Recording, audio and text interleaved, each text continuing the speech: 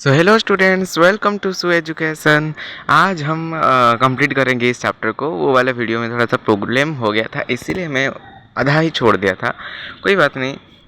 लप्पू सा चैप्टर को आज हम ख़त्म करने वाले हैं। ठीक है, तो पावर ऑफ अकोमोडेशन हम पढ़ रहे थे, थोड़ा सा और एक बार देख लेते हैं। The ability of eye lens to adjust its focal length. जो हमारा आइलैंड्स होता है वो फोकल लेंथ को अपना एडजस्ट करता है। तो वही होता है आप उसका अकोमोडेशन, पावर ऑफ अकोमोडेशन। तो लेंस का क्या होता है, पावर होता है ना, लेंस का पावर हमारा होता है। तो वही पावर को कैसे कम करना है, बढ़ाना है, तो वही है आपका पावर ऑफ अकोमोडेशन।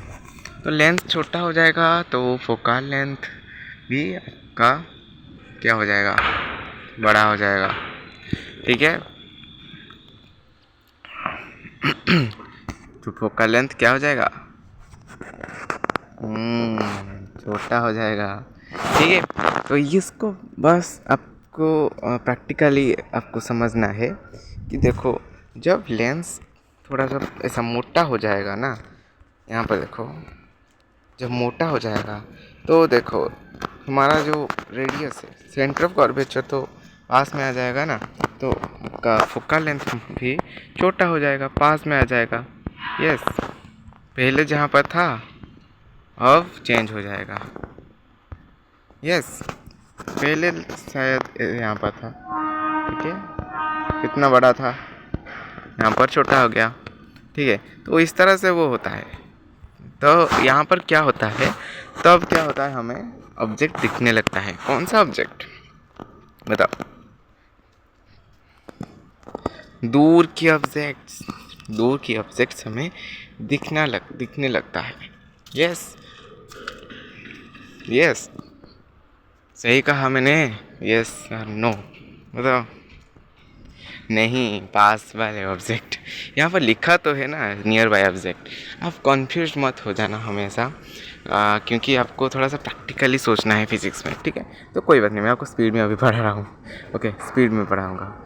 तो इन हमें नियर बाय ऑब्जेक्ट दिखने के लिए हमारा ये जो सिलियरी मसल्स कॉन्ट्रैक्ट होगा, तो आई लेंस हमारा थिक हो जाएगा, फिर फोकल लेंथ आपका डिक्रीज हो जाएगा।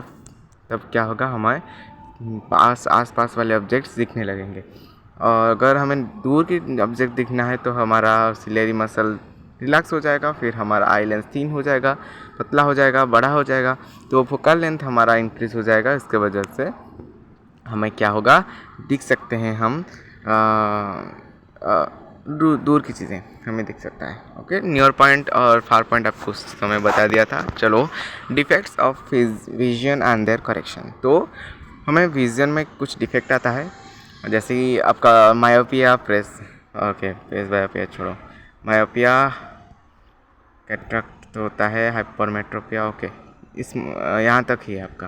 ओके, चलो, कैटरेक्ट क्या होता है, जो इमेज जो है can not seen distinctly because eye lens become milky and cloudy. ये जो होता है आपका ऑपरेशन वगैरह होता है ना, गवर्नमेंट अभी फ्री ऑपरेशन करा रहे हैं एजेड लोगों के आँखों में। यस, तो वो क्या होता है, वो जो लेंस होता है वहाँ पर धूल ऐसे जम जाता है, थोड़ा सा मिल्की टाइप को हमें दिखता है, ऑब्जेक्ट ठीक से नहीं दिखता है।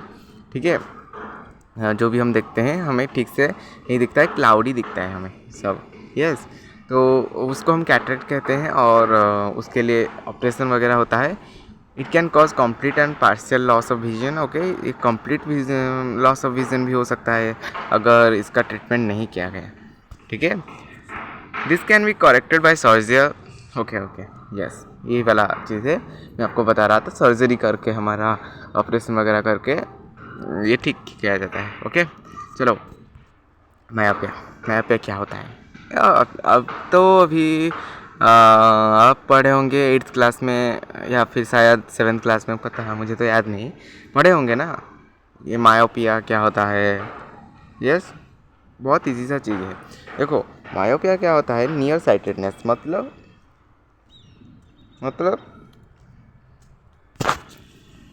मतलब क्या होता है, तो नियर बाय ऑब्जेक्ट को हम देख सकते हैं, लेकिन डिस्टेंट में जो ऑब्जेक्ट हैं, बहुत ज़्यादा दूर में जो ऑब्जेक्ट हैं, वो उसको हम नहीं देख सकते हैं। जैसे कि कुछ बच्चे होते हैं, उनका चश्मा लगा हुआ होता है, लेकिन जब चश्मा उसका खोलोगे ना, वो बोलेंगे मुझे पास वाले चीज़ें तो क्लियरली दिख रहे हैं, लेकिन दूर की चीज़ें क्लियरली नहीं दिख रहे हैं।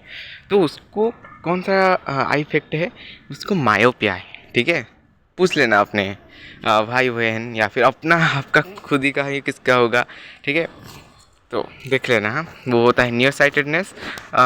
चश्मे वाले लोगों को ये थोड़ा सा ज़्यादा पता होगा। Okay, image formed at retina. Retina में इमेज फॉर्म होता है, अगर नहीं हुआ तो हमें ऑब्जेक्ट नहीं दिखता है। जैसे कि मायोपिया में क्या होता है, यहाँ पर ऑब्जेक्ट दूर में है तो यहाँ पर आपका लेंस जो होता है, आपका लेंस थोड़ा सा ऐसे हो जाता है, इस तरह का हो जाता है, देख सकते हो, मोटा।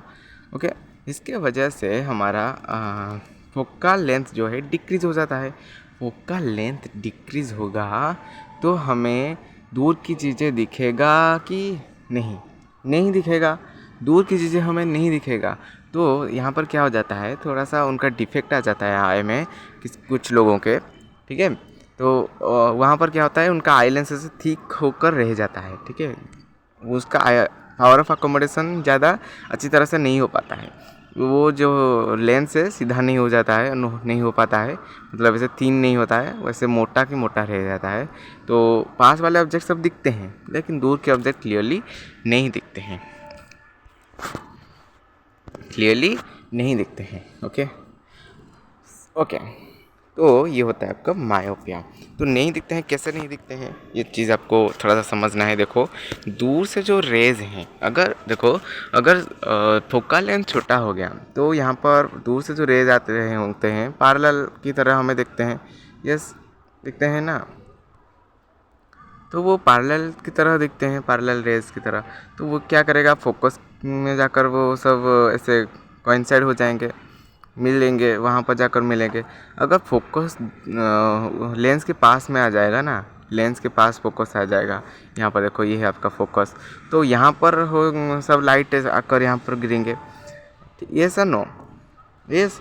तो यहाँ पर क्या होगा ना, इमेज तो यहाँ पर, रेटिना तो यहाँ पर है, रेटिना तो यहाँ पर है आपका, लेकिन इमेज तो यहाँ पर हो रहा है, तो रेटिना में नहीं आ रहा है, तो यहाँ पर क्लियरली नहीं है, होगा, हमें दिखेगा नहीं दिखेगा। तो ये होगा आपका आई मेयोपिक आई। ठीक है, ये आपका मेयोपिया का मियोपिया होने के बाद आपका आई कुछ इस तरह से हो जाता है, जिसकी वजह से आपका ये जो दूर की चीज़ें आपको नहीं दिखता है। क्यों नहीं दिखता है? रेज ऑफ लाइट जो है रेटिना से पहले एक जगह में मिल जाते हैं, उसका फोकस रेटिना के ऊपर नहीं आता है। यस, तो जब फोकस आपका रेटिना के ऊपर होगा तभी तो आप देख सकते हैं ना। यस, तो उस वहाँ पर क्या होता है, नॉर्मल आई क्या होता है, वहाँ पर ऐसे लंबा हो जाता है वो, और उसका फोकस जो है रेटिना में आकर गिरता है। यस, ये आपका रेटिना तो यहाँ पर आकर गिरता है, इसके वजह से सब हमें दिखता है। ठीक है, लेकिन मेयोपिक आई जो होता है वहाँ पर नहीं दिखता है। क्यों नहीं दिखता है, आपको समझ में आ गया होगा शायद। ठीक है, नहीं समझ में आया है तो कमेंट करके ज़रूर बताना। करेक्शन, उसका करेक्शन कैसे हो सकता है, तो हम एक कनकेव लेंस लेंगे, उसके आगे ऐसे रखेंगे, तो जैसे कि चश्मा आपका होगा, चश्मा, तो उस चश्मे में कॉन्केव लेंस लगा होगा। जो भी मेयोपिक आए है, जिसका मेयोपिया हुआ है जिसको, तो उसको कॉन्केव लेंस वाला चश्मा दिया जाता है, जिसको वो पहनकर सब दूर की चीज़ें दिख सकता है। कैसे, देखो, वो क्या करता है, फोकस तो वहीं पर होगा, ठीक है, यहीं पर कहीं फोकस होगा, लेकिन वहाँ क्या होता है, जो पैरेलल रेज आ रहे होंगे वहाँ पर उसको वो डाइवर्स कर देगा। यस, वो दूर थोड़ा सा कर देगा। दूर करने से क्या होगा, वो ठीक रेटिना में जाकर गिरेंगे। यस, ठीक रेटिना में जाकर गिरेंगे, से बाहर नहीं कि अंदर नहीं। ओके, वहीं पर गिरेंगे, तो यहाँ पर एक क्लियर विजन हमें दिखेगा। तो ये कॉन्केव लेंस आपका आँखों में ऐसे लगेगा। यस, तो ये है आपका चश्मा, जिसके वजह से आप देख सकते हैं। ठीक है, चलो चलते हैं हाइपरमेट्रोपिया में। तो ये है आपका फार साइटेडनेस। यहाँ पर क्या होता है, दूर की चीज़ें तो दिखती हैं लेकिन पास की चीज़ें नहीं दिखती। ये चीज़ें तो होती है 40 ईयर में, ज़्यादातर लोगों के साथ होता है ये। 40 ईयर्स ओल्ड जो जिनका हो जाता है, ज़्यादातर नहीं, वो वेरी करता है। ठीक है, चलो, तो हमारा क्या होता है, यहाँ पर वहाँ पर क्या होता, थिक हुआ था, लेकिन यहाँ पर आपका लेंस जो है थिन होकर रह जाता है और मोटा नहीं हो पाता है। तो मोटा नहीं हो पाएगा तो पास वाली चीज़ें हमें नहीं दिखेगा। यस, तो यहाँ पर भी पावर ऑफ अकोमोडेशन अच्छी तरह से नहीं हो पाता है, इसलिए हमें नहीं दिखता है। यहाँ पर पास वाली चीज़ें नहीं दिखता है, लेकिन दूर वाली चीज़ें क्लियरली दिखता है। तो यहाँ पर क्या डिफेक्ट है, यहाँ पर डिफेक्ट है कि यहाँ पर रेटिना के बाहर जाकर आपका रेज गिरते हैं। कैसे कि देखो, अगर पास वाली ऑब्जेक्ट आएगा ना, तो पास वाले ऑब्जेक्ट है यहाँ पर, पास वाले ऑब्जेक्ट, ओके, पास वाले ऑब्जेक्ट जो है उस वहाँ वो पास वाले ऑब्जेक्ट जो होगा वो क्या करेगा, वो उसका तो पैरेलल रेज नहीं होगा ना, क्योंकि दूर वाले ऑब्जेक्ट का रेज जो है पैरेलल आते हैं, लेकिन पास वाले ऑब्जेक्ट्स के रेज जो हैं पैरेलल नहीं आएंगे, नहीं दिखेंगे, ज़्यादातर पैरेलल नहीं होंगे, क्योंकि वो सब बहुत डाइवर्स रेज होंगे। ठीक है, डाइवर्जिंग रेज होंगे। जैसे मतलब जैसे कि आपका कॉन्केव वहाँ पर लगा था, वो डाइवर्स कर दिया था, उसके वजह से हमारा जो मोटा वाला जो लेंस था वो दूर में जाकर मिले, ठीक रेटिना में आकर गिरा। यस, तो हमें लगेगा कि ये ऑब्जेक्ट यहाँ पर है, यहाँ पर नहीं है, हमें लगेगा यहाँ पर है ऑब्जेक्ट, इसीलिए हमें दिख रहा है। तो ये था करेक्शन ऑफ मेयोपिया। लेकिन यहाँ पर क्या हो रहा है, आपका हाइपरमेट्रोपिया में यहाँ पर थिन हो रहा है। थिन हो रहा है मतलब दूर में जाकर कहीं गिरेगा, ज़्यादा दूर में गिरेगा। ये फोकल लेंथ दरअसल यहाँ पर है या फिर यहाँ पर है, लेकिन ये तो दूर में जाकर गिरेगा। यस, दूर में जाकर इमेज होगा, तो रेटिना के बाहर इमेज होता है, इसीलिए हमें ये यहाँ पर क्या होता है, पास वाली चीज़ें नहीं दिखता है। तो इसका करेक्शन हम कैसे कर सकते हैं, याद रखना है, यहाँ पर आई बॉल छोटा हो जाता है। ओके, 3 आई लेंस हो जाते हैं। फिर इसका करेक्शन कैसे हो सकता है, यहाँ पर हम उल्टा करेंगे। जैसे वहाँ पर कॉन्केव यूज़ कर रहे थे, यहाँ पर कन्वेक्स लेंस यूज़ करेंगे। ओके, लेंस यहाँ पर क्या करेगा, ये जो कन्वेक्स लेंस क्यों यूज़ कर रहे हैं, क्योंकि ये है आपका कन्वर्जिंग लेंस। डाइवर्जिंग लेंस था वहाँ पर, यहाँ पर कन्वर्जिंग लेंस, क्योंकि अगर ये कन्वर्ज हो जाएगा तो ये पास में जाकर अपना इमेज बनाएगा, थोड़ा सा पास आकर इमेज बनाएगा, तो ठीक रेटिना में आकर इमेज आपका होगा। तो यहाँ पर आपका क्लियर विजन होगा, हमें दिखेगा कि ये दूर की चीज़ें लेकिन वो पास होगा। ठीक है, समझ में आ रहा है? अगर नहीं आ रहा है तो कमेंट में बताओ। प्रेस भाई अपिया क्या होता है, आज वी बिकम ओल्ड, तो जब हम बूढ़े हो जाते हैं तो क्या होता है, पावर ऑफ अकोमोडेशन हमारा आय का जो होता है यूजुअली थोड़ा सा डिक्रीज़ हो जाता है, क्योंकि ज़्यादा काम करते करते कितना काम करेगा हमारा सिलियरी मसल्स, तो कभी ना कभी तो वो भी बूढ़ा होगा ना। तो तब क्या हो जाता है, आपका नियर पॉइंट जो होता है रिसीड हो जाता है, थोड़ा सा मतलब दूर चला जाता है, जिसकी वजह से हमें डिफेक्ट आता है देखने में। ठीक है, तो उसको बोलते हैं हम प्रेस बायोपिया। पर्सन में suffer from both myopia and hypermetropia. ठीक है, तो एक ऐसा लोग आदमी जो बोथ मेट्रोपिया और हाइपरमेट्रोपिया या फिर और मेयोपिया दोनों ही उसका हो, ठीक है, वो एज होने के बाद हो जाता है, ऐसा डिफेक्ट हो जाता है, तो उसको कुछ चश्मा, अलग टाइप का चश्मा उससे मिलता है, ऐसा अर्धचंद्र यहाँ पर होता है। ये वाला चश्मा आप देखे होंगे कहीं पर, देखो ये सा चश्मा शायद दादा दादी के, ये आँख नहीं, ये लेंस है नीचे। ठीक है, नीचे कन्वेक्स, ऊपर कॉन्केव, कुछ इस तरह से हो सकता है शायद। ओके, छोड़ो, तो ये उसका करेक्शन है। ठीक है, बाईफोकल लेंस इसको बोलते हैं। ठीक है, दोनों ही लेंस होंगे। Bifocal lens consist of both concave और कॉन्वेक्स लेंस होंगे। तो यहाँ पर सिलेरी मसल वीक हो जाता है, इसीलिए तो फ्लेक्सिबिलिटी आपका डिक्रीज हो जाता है। अच्छा, ओके, ऊपर जो होता है हाँ कॉन्केव होता है, नीचे कॉन्वेक्स हो जाता है, रहता है वो चश्मा में। ठीक है, इस तरह का चश्मा होता है। यस, यहाँ पर नीचे जो है कन्वेक्स, ये है आपका concave. Okay, refraction of light through a prism, ये बहुत इंपॉर्टेंट चीज़ है। प्रिज्म में रिफ्रैक्शन ऑफ लाइट कैसा होता है, प्रिज्म आपका एक है, ये आपका प्रैक्टिकल में शायद दिखा सकते हैं। It has 2 triangular bases and 3 rectangular lateral surfaces. तो इसका 2 ट्रायंगुलर बेसेस है, ठीक है, 3 रेक्टेंगुलर लैटरल सरफेसेस हैं, जैसे कि मैं आपको दिखाता हूँ उनको। तो कुछ इस तरह से होते हैं वो सब, वो कुछ इस तरह से होता है। यस, रुको और अच्छी तरह से दिखाऊंगा।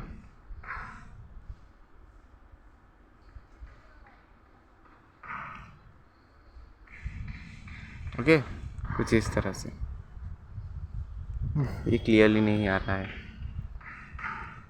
ओके छोड़ो, समझ पा रहे हो ना। हाँ ये हो, तो कुछ इस तरह से होगा। 3D फिगर है यह। तो ये होगा आपका प्रिज्म। तो प्रिज्म को अगर हम यहाँ से देखेंगे, यहाँ से, तो ये कुछ ट्रायंगल के जैसा दिखेगा। तो यहाँ पर हम क्या करेंगे, तो यहाँ पर क्या करेंगे, एंगल ऑफ प्रिज्म आपका ये वाला है, एंगल ऑफ प्रिज्म यहाँ पर दिया गया है। तो यहाँ ये वाला एंगल को हम बोलेंगे एंगल ऑफ प्रिज्म। तो यहाँ पर हम लाइट पास करेंगे, ठीक है, एक लेज़र लाइट लेके हम पास करेंगे। सनलाइट हो सकता है, सनलाइट, तो सनलाइट लेंगे। ओके, सनलाइट रखेंगे। यहाँ पर क्या होगा, वो कुछ ऐसे थोड़ा इस तरह से बेंड करेगा, यहाँ पर बेंड करेगा, फिर यहाँ पर ऐसे बेंड करेगा। तो ये होता है आपका रिफ्रैक्शन ऑफ लाइट। पढ़े हैं, फर्स्ट चैप्टर में पढ़े हैं फिजिक्स का। हाँ, तो ये रिफ्रैक्शन ऑफ लाइट यहाँ पर होगा, रिफ्रैक्शन होगा, देखो। तो यहाँ पर थोड़ा सा ऐसे बेंड हो जाएगा, उसके बाद ये थोड़ा सा ऐसे बेंड हो जाएगा। तो इसको हम सनलाइट, ये है आपका सनलाइट। यहाँ पर जो एंगल बनाएगा ये होगा आपका इंसिडेंट एंगल, ये तो आपको पता है। फिर यहाँ पर जो एंगल बनाएगा वो है क्या, ये यहाँ पर जो रे होगा ये होगा आपका रिफ्रैक्टेड। ओके, ये है आपका इमर्जेंट रे। ओके, तो ये यहाँ पर देखो, अगर इसको हम ऐसे इंक्रीज़ करेंगे, देखो ये जो इसको यहाँ पर पीछे को ले आएंगे, और इसको अगर हम यहाँ पर पीछे ले आएंगे, तो यहाँ पर जो मीट होंगे, ये वाला एंगल जो है, ये इसको बोलते हैं angle of deviation. Angle of deviation, कितने एंगल में वो डेविएट किया है, ठीक है। तो ये है आपका इमर्जेंट एंगल। ओके, ये एंगल को हम इमर्जेंट बोलेंगे। ये आपका refracted angle, okay, angle of refraction. Okay, now ये हो गया आपका प्रिज्म। प्रिज्म में यहाँ पर क्या होता है, यहाँ पर क्लियर चित्र है, ओके, यहाँ पर क्लियर फिगर है, देख सकते हो। तो ये है आपका वाइट लाइट जो है पास किए हम, फिर उसके बाद ये थोड़ा सा ऐसे स्प्लिट हो जाएंगे, स्प्लिट होकर 7 कलर में बट जाएंगे। फिर जब आएंगे बाहर तो हमें इंद्रधनु जैसे दिखेगा। तो वो हो जाएगा यहाँ पर D for red colour, D for violet colour, ठीक है। तो वहाँ पर रेड वायलेट, वीप ग्योर, तो आपको पता होगा वीप ग्योर क्या होता है। यस, होता है वीप ग्योर, ऊपर की तरह जाता है, VIBGYOR।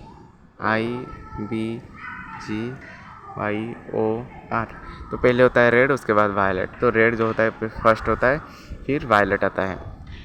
तो इस तरह से होते हैं, फर्स्ट रेड, उसके बाद वायलेट तक आ जाते हैं। तो इतने सारे कलर्स आते हैं, 7 कलर्स में दिखता है। ओके, वो यहाँ पर क्या होता है, यहाँ पर क्या होता है, हमारा वहाँ जो रे है स्प्लिट हो जाता है। स्प्लिट होकर वाइट लाइट जो होता है स्प्लिट हो जाता है, स्प्लिट होकर 7 कंपोनेंट में बढ़ जाते हैं। उस कंपोनेंट्स को हम बोलते हैं 7 कलर्स वीप ग्योर। ओके, वीप ग्योर, उसका फुल फॉर्म तो आपको पता ही होगा, red, okay, yellow, orange, yellow. Okay, इस तरह के होता है। लिख देना अपना, आप कॉपी में लिख देना। चलो, तो यहाँ पर दिया गया है एंगल ऑफ डेविएशन क्या होता है, वो होता है एंगल बिटवीन इंसिडेंट रे और इमर्जेंट रे। तो एक इंसिडेंट रे और इमर्जेंट रे के बीच में जो एंगल होता है वो होता है आपका एंगल ऑफ डेविएशन। तो dispersion for white light by glass prism, ये है आपका dispersion of white light. Okay, तो याद रखना, deviation of violet colour is greater than the deviation of red colour. तो रेड कलर जो होता है, यहाँ पर एंगल ऑफ डेविएशन देखो कम है, लेकिन वायलेट कलर का जो डेविएशन है ज़्यादा है, इसको याद रखना। ओके, ये है आपका white light spectrum. Okay, inclined reflecting surfaces of glass prism so exciting phenomena.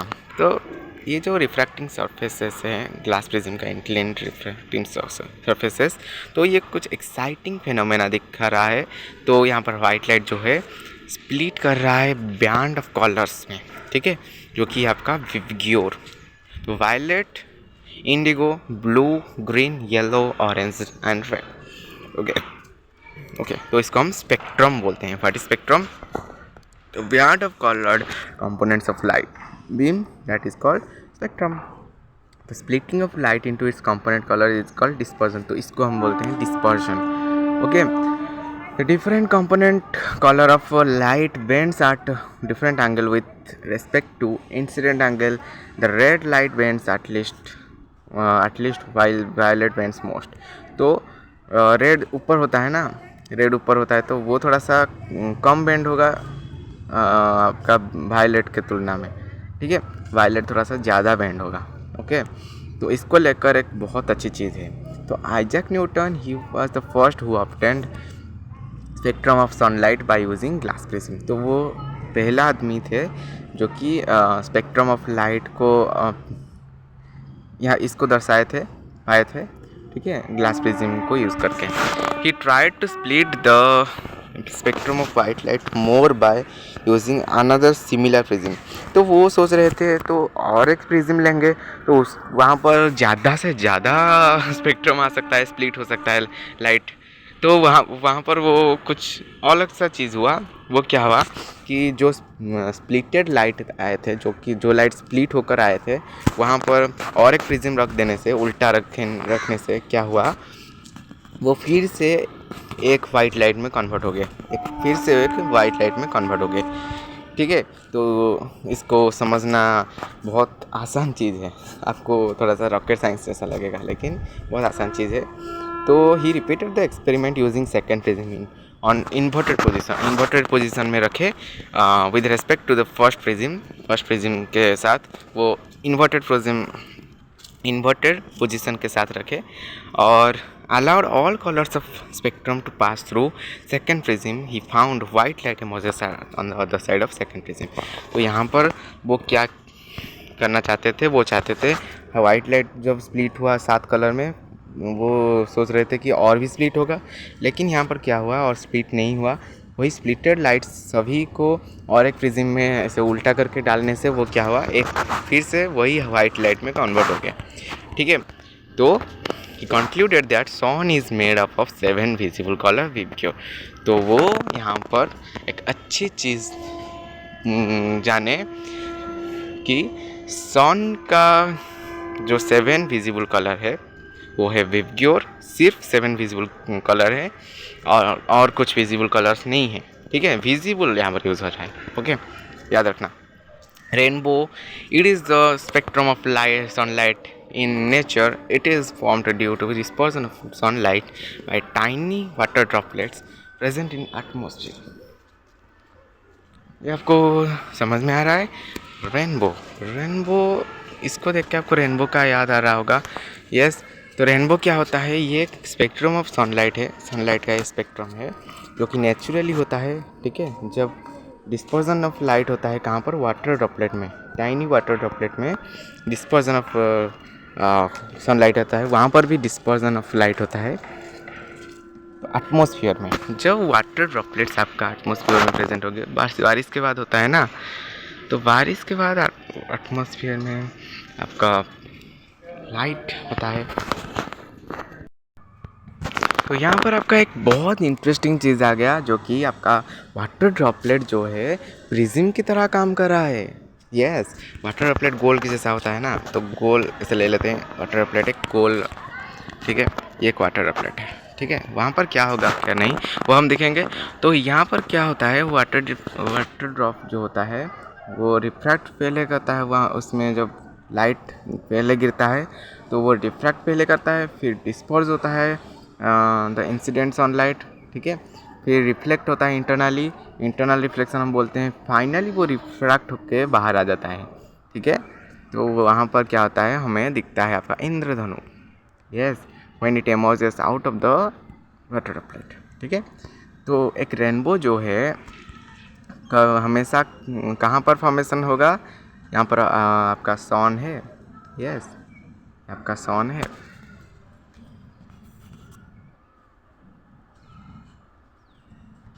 ये आपका सन है।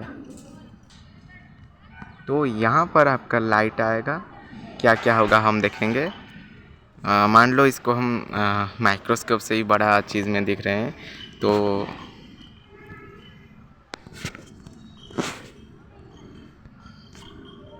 छोड़ो, तो यहाँ पर होगा तो रेनबो फॉर्मेशन आपको यहाँ पर दिखेगा, ठीक है।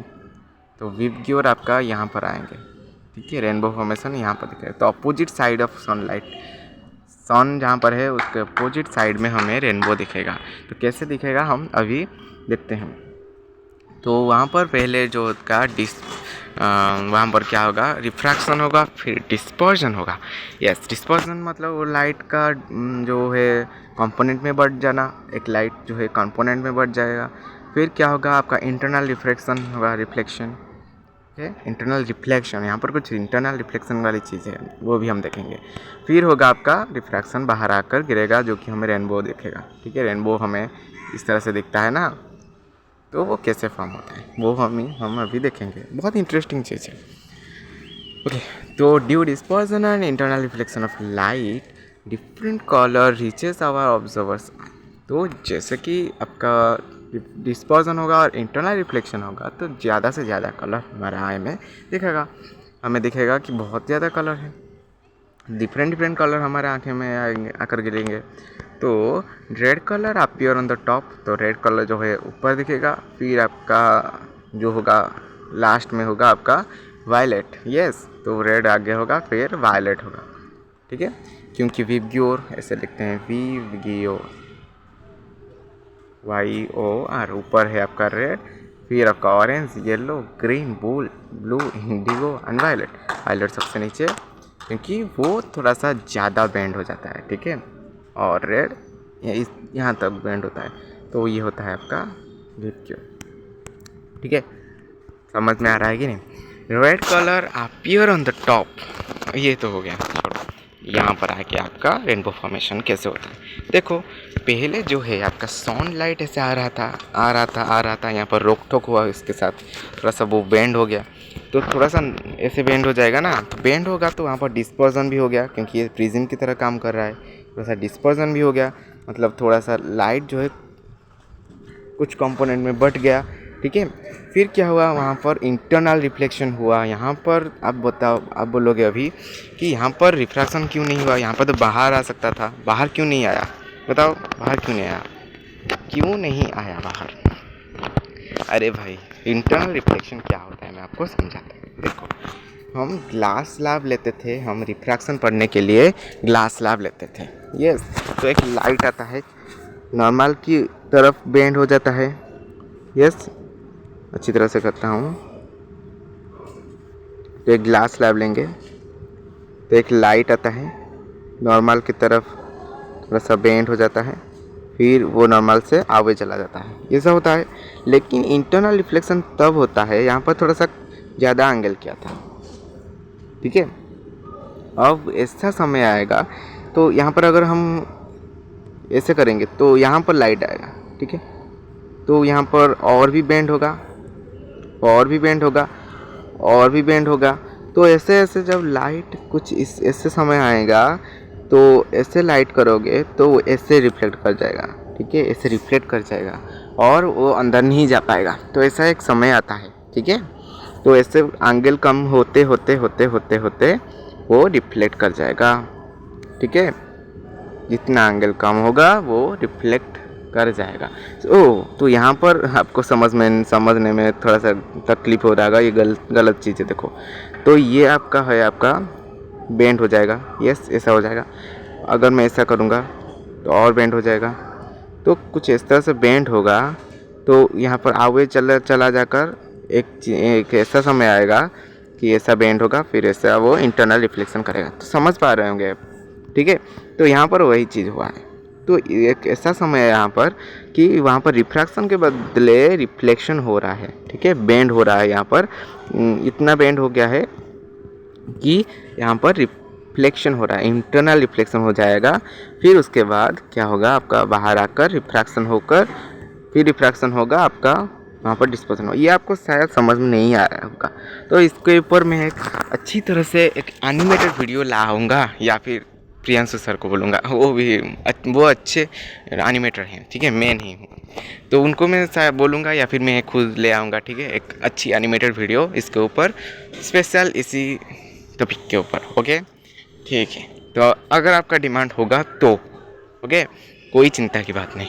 ओके, चलो चलते हैं। तो यहाँ पर हो जाएगा आपका रेनबो फॉर्मेशन, ठीक है।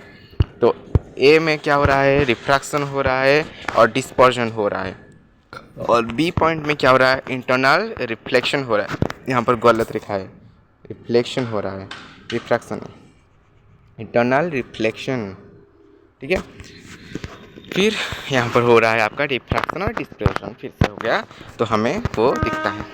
चलो, एटमॉस्फेरिक रिफ्रैक्शन, बहुत अच्छी अच्छी चीज़ें अभी आएंगे जो कि इंटरेस्टिंग, बहुत इंटरेस्टिंग है।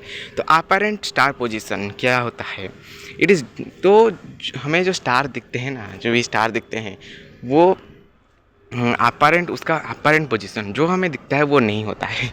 वो क्या होता है मैं आपको अभी समझाऊंगा।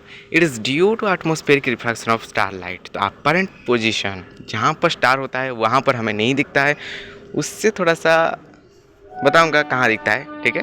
चलो, मज़ा नहीं आएगा ऐसे।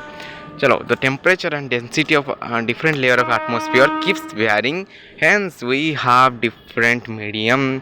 तो हमारा अर्थ का एटमॉस्फेयर में डिफरेंट लेयर में डिफरेंट डेंसिटी और टेम्परेचर होगा। यस, सभी जगह में, सभी लेयर में तो टेम्परेचर सेम नहीं होगा ना, तो टेम्परेचर डिफर होगा, डेंसिटी से डिफर होगा। कहीं पर ज़्यादा पानी होगा, ज़्यादा डेंसिटी हो जाएगा, कहीं पर कम हो डेंसिटी होगा। तो वहाँ पर क्या होता है, इसी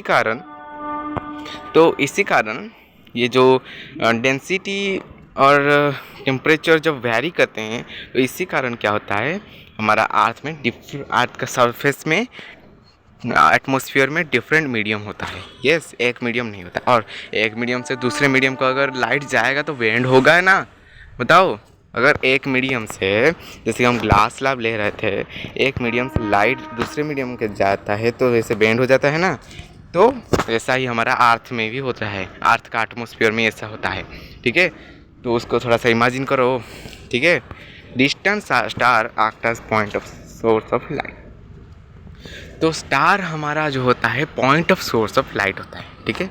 तो एक पॉइंट सोर्स ऑफ लाइट होता है, हमें लाइट मिलता है उससे।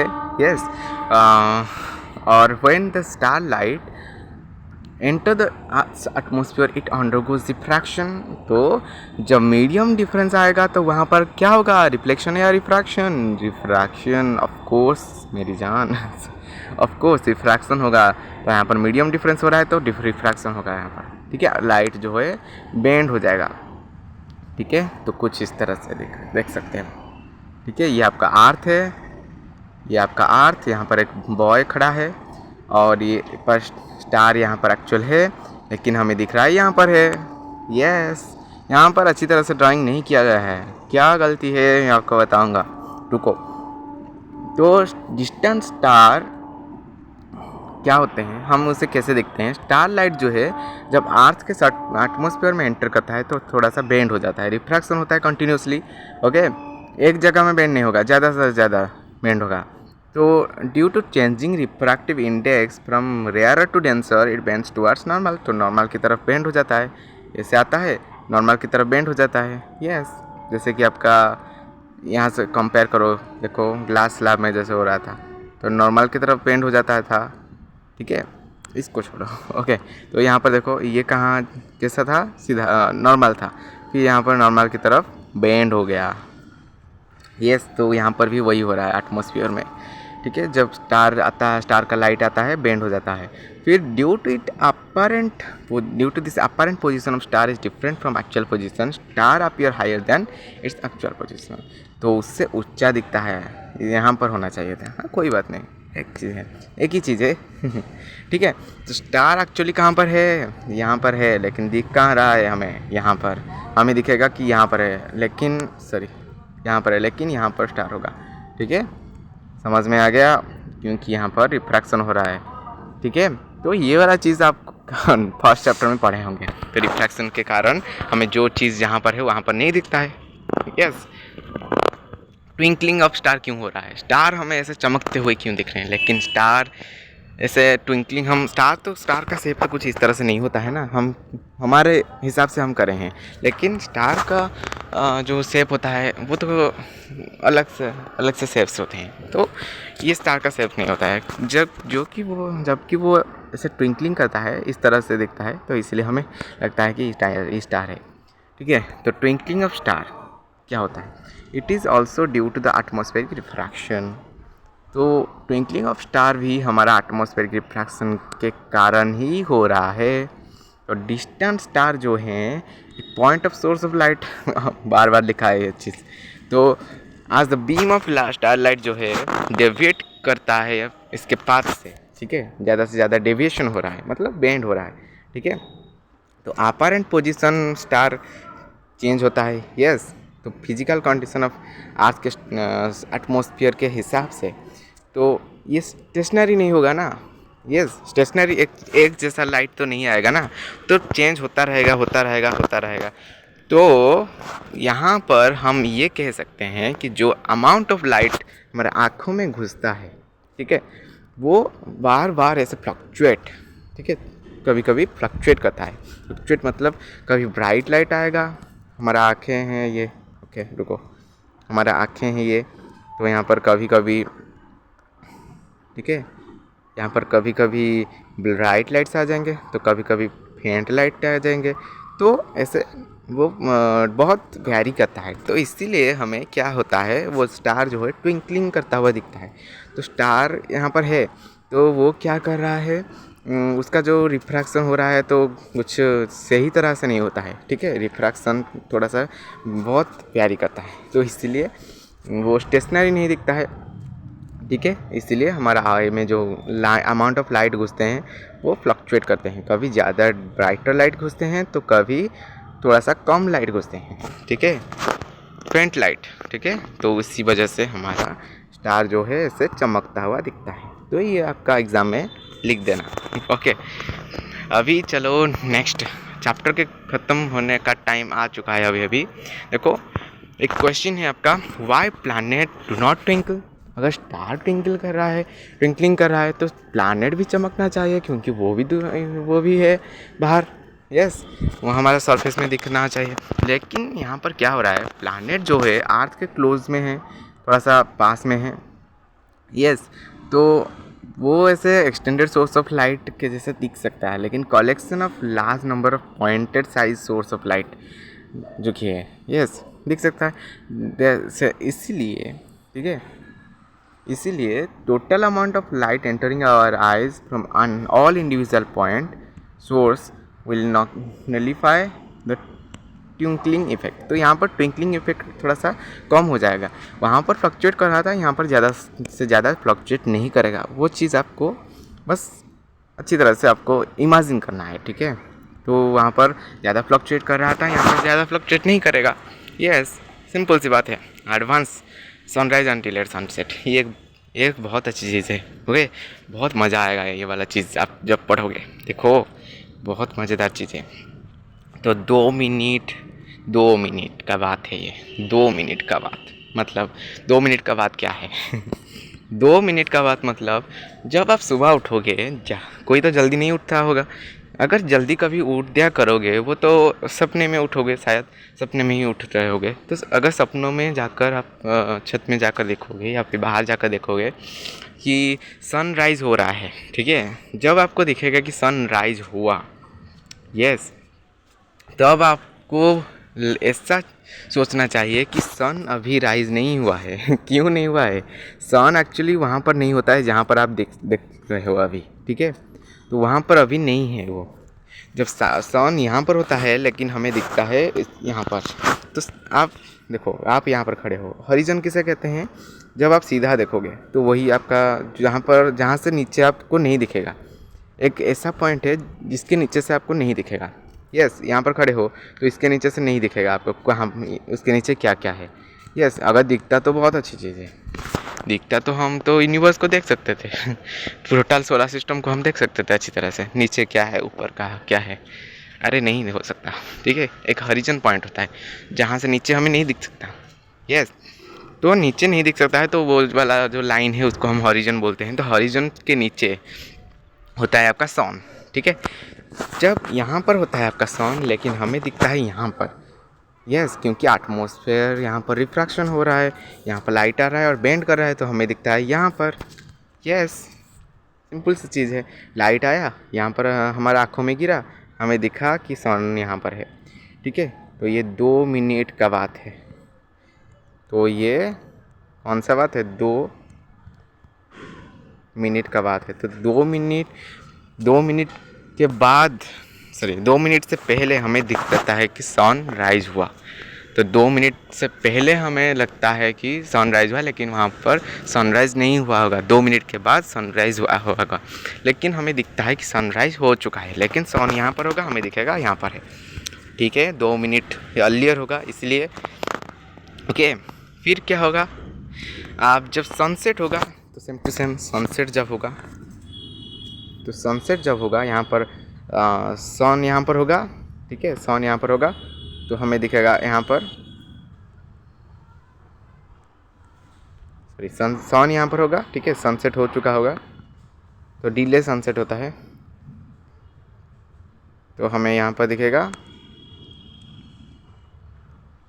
तो ये होगा और यहाँ हमें दिखेगा यहाँ पर है सन, ठीक है। हमें दिखेगा कि सन यहाँ पर है, तो यहाँ पर भी 2 मिनट थोड़ा सा लेट होता है। तो हमें लेट में दिखता है कि सन गया, मतलब सन आपका नीचे हमारा हॉरिजन से नीचे चला गया है। हमें नहीं पता चलेगा, 2 मिनट पहले वो चला गया होगा, लेकिन हमें लगेगा कि वहीं पर है, ठीक है, यहीं पर है लगेगा, लेकिन वो वहाँ पर होगा, ठीक है। समझ में आ गया होगा। यस, बहुत बढ़िया चीज़, सुंदर सा चीज़।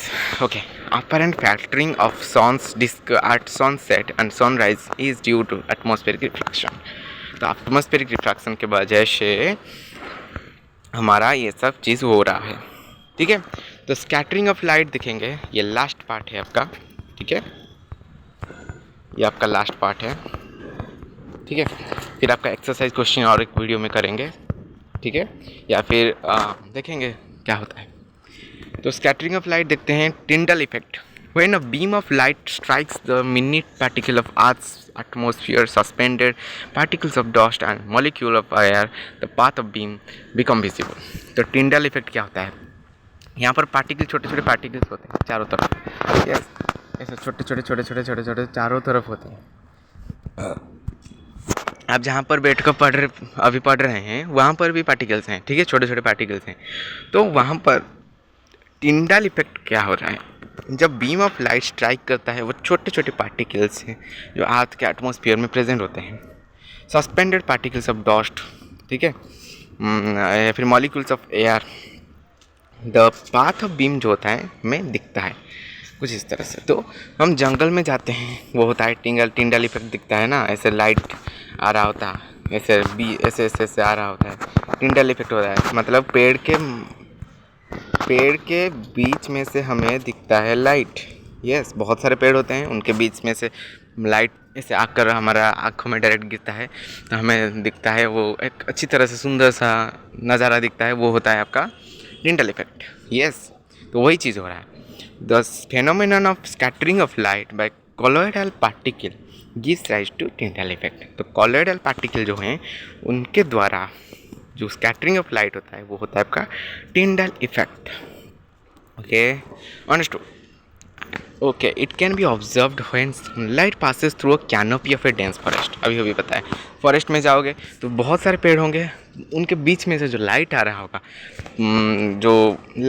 हमें दिखेगा, तो बहुत सुंदर सा लाइट होंगे, ठीक है, बहुत अच्छी तरह से दिखेगा, बहुत सुंदर नज़ारा होगा। तो वही होता है आपका टिंडल इफेक्ट। इमेजिन करो, कभी गए हो तो बहुत अच्छी चीज़ है। Yes, the colour of the scattered light depends on the size of scattering particles. The colour of the scattered light जो होता है साइज ऑफ स्कैटरिंग पार्टिकल के ऊपर डिपेंड करता है। तो कलर कैसा दिखेगा वो पार्टिकल के ऊपर डिपेंड करेगा। Yes, no.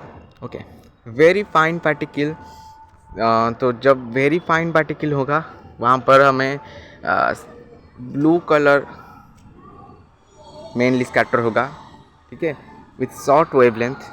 Okay, blue colour थोड़ा सा शॉर्ट वेवलेंथ में स्कैटर होगा। ये आपको बस याद रख लेना है, ये हमारा मतलब थोड़ा सा ऊपर वाली चीज़ है, ठीक है। ये चीज़ आपको अभी समझ में नहीं आएगा, ठीक है, वो चीज़ आपको आगे जाकर समझ में आएगा, ठीक है, जब हायर क्लासेस में जाओगे ऊपर वाली चीज़ है ये। ओके, तो लार्ज साइज पार्टिकल तब होगा जब scatter of light long wave length होगा, रेड, दैट इज़ रेड, ठीक है। रेड का वेव लेंथ जब ज़्यादा होगा, स्कैटर ऑफ लाइट ज़्यादा होगा, तो वो लार्ज साइज पार्टिकल में दिखेगा।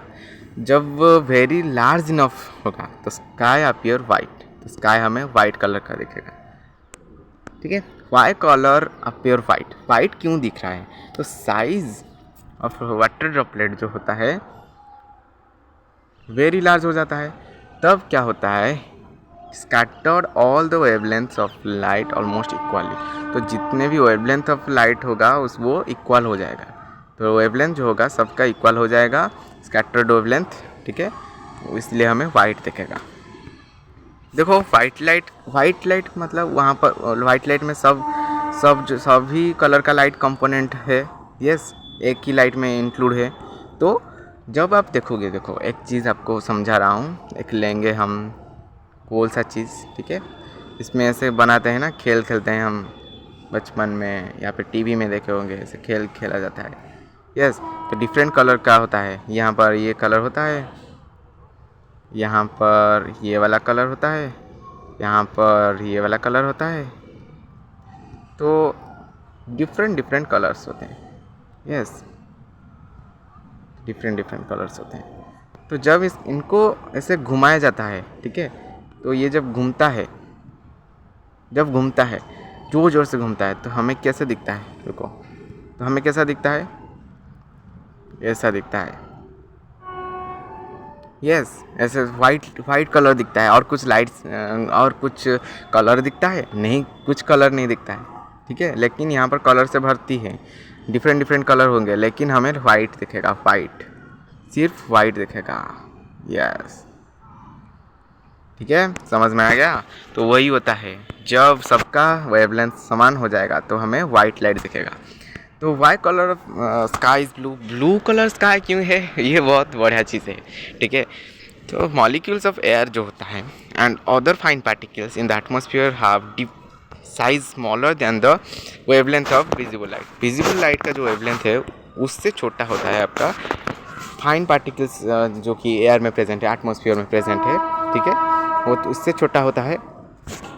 Since blue has shorter wavelength than red, तो रेड से ब्लू जो होता है शॉर्टर वेवलेंथ है, क्योंकि VBGYOR, देखो आर से ब्लू का जो होता है, ठीक है, आर ऊपर है, बी नीचे है, ठीक है, तो नीचे से ऊपर जाते हैं या फिर ऊपर से नीचे आओ, ठीक है, तो वहाँ पर क्या होगा, ब्लू का जो वेवलेंथ है, ब्लू का वेवलेंथ इससे छोटा है, नीचे है मतलब ये इसका जो वेवलेंथ है छोटा है, तो इसका वेवलेंथ बड़ा होगा, बड़ा वेवलेंथ है, इसका छोटा वेवलेंथ है। तो तब क्या होगा, हमें छोटा वाला वेवलेंथ हमें दिखता है, ठीक है, जब सनलाइट ऐसा आता है, ठीक है, मॉलिक्यूल्स ऑफ एयर में होता है, पास करता है, तो हमें ज़्यादा दिखता है ब्लू कलर, ठीक है, किसकी वजह से, क्योंकि थोड़ा वो रेड से थोड़ा सा छोटा होता है, उसका कम वेवलेंथ होता है, ठीक है, हेंस तो ये ज़्यादा स्कैटर होता है, रेड से ज़्यादा ये स्कैटर होता है।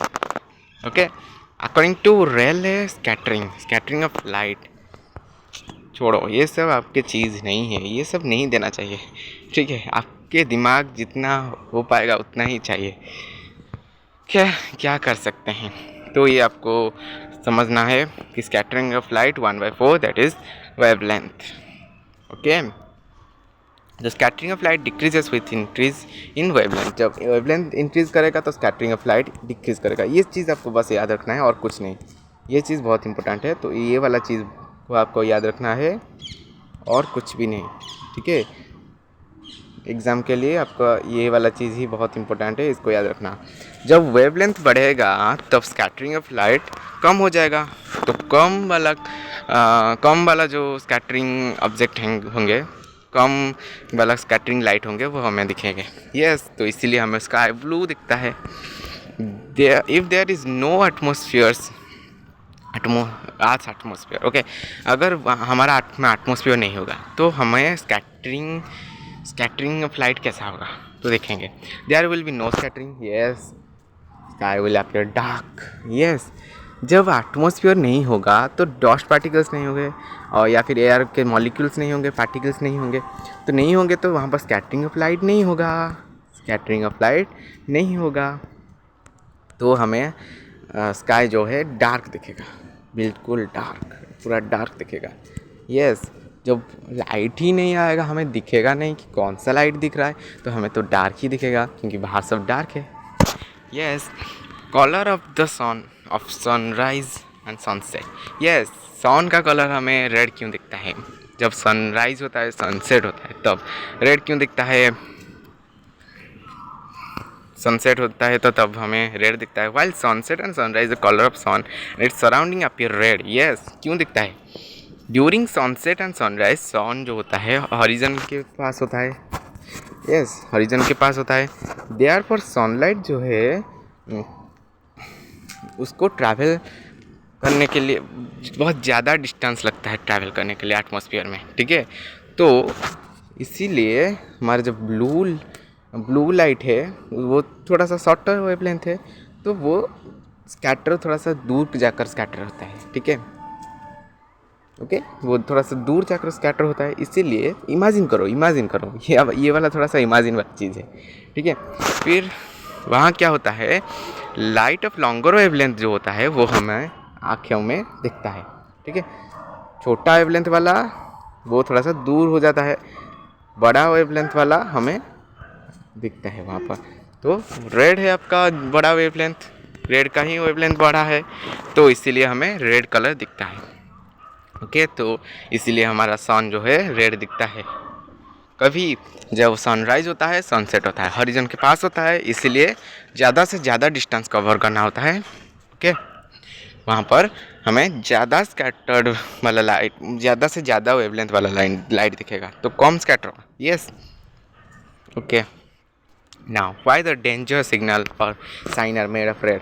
तो डेंजर सिग्नल या फिर डेंजर साइन जो है रेड कलर का क्यों हमें होता है, हमारा क्यों होता है? देखो, रेड कलर जो होता है स्कैटर करता है लिस्ट, बहुत कम स्कैटर करता है क्योंकि वेवलेंथ इसका ज़्यादा है, सबसे ज़्यादा वेवलेंथ रेड कलर का है, तो इसलिए स्कैटर कम करेगा। कम स्कैटर करेगा तो वो क्या होगा, when strikes the small particle of fog, जब फॉग के स्मॉल पार्टिकल्स में स्ट्राइक करेगा तब क्या होगा, एंड स्मोक या फिर स्मोकी एरिया होगा वहाँ पर अगर, तो because it has the maximum wavelength that hence at large distance also we can see the red color clearly। तो देखो, आप जा रहे हो तो वहाँ पर अगर फॉग है, मतलब चारों तरफ धुआं है, कुछ नहीं दिख रहा है, तो वहाँ पर आपको सिर्फ रेड कलर का लाइट बहुत दूर से दिख सकता है, ठीक है। जितनी भी दूर हो वो रेड कलर का लाइट दिख सकता है। यस, जब ट्रेन का दुर्घटना के टाइम होता है तब रेड कलर का लाइट दिखता है, तो ट्रेन आकर रुक जाता है, जब रुक जाता है तो वो बच जाता है। यस, क्यों होता है, कैसे होता है? वो जो रेड कलर का लाइट है, रेड कलर जो होता है कम स्कैटर करता है। यस, तो पार्टिकल जितना हो उसको कोई फ़र्क नहीं पड़ेगा, वो कम स्कैटर करता है ना, तो जो कम स्कैटर करेगा तो वो वहाँ पर क्या होगा, वो विजिबल होगा। यस, वहाँ पर वो विजिबल होगा क्योंकि इसका मैक्सिमम वेवलेंथ है। ओके, तो वहाँ पर हमें दिखता है, जितने भी दूर में हो कोई भी तो उसको वो दिखता है।